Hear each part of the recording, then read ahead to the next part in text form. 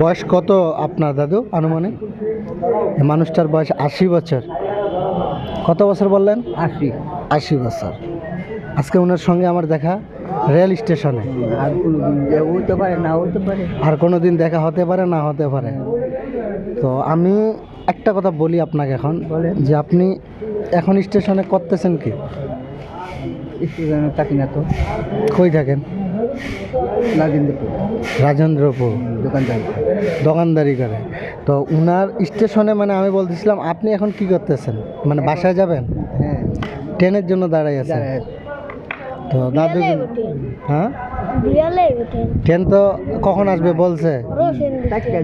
তো আপনি রাজেন্দ্রপুর কি এর দোকান করেন? চার দোকান। এদেরকে চিনেন আপনি? না, এনে কোনো আপনি গেছিলেন কই?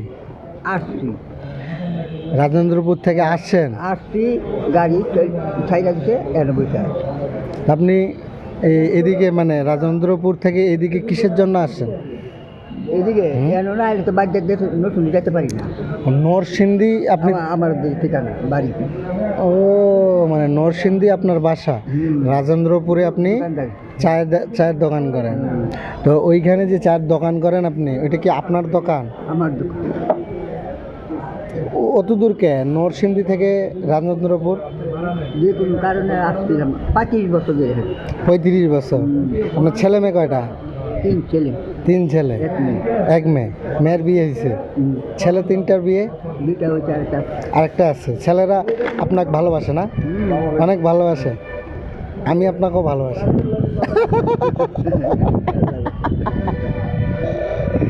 তো বললাম আমরা দেখছি আমার অনেক খারাপ। আপনার নরসিংদী কোন থানা বাসা? রায়পুর। রায়পুরা থানা। স্টেশনের কোন পাশে? খানাবাড়ি বাস। মহিলা কলেজটা আছে না? মহিলা কলেজের কোন পাশে বাসা আপনার?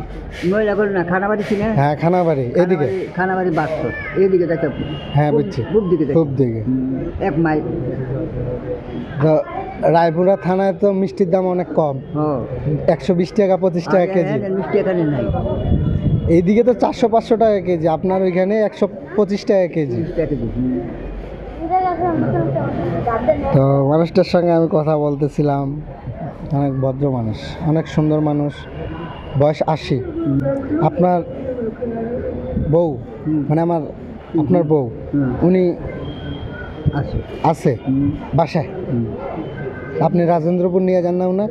ওই রাজেন্দ্রপুর বাসা বাড়ি সব ভাড়া না, নিজেরা রেলের সাথে করিয়া।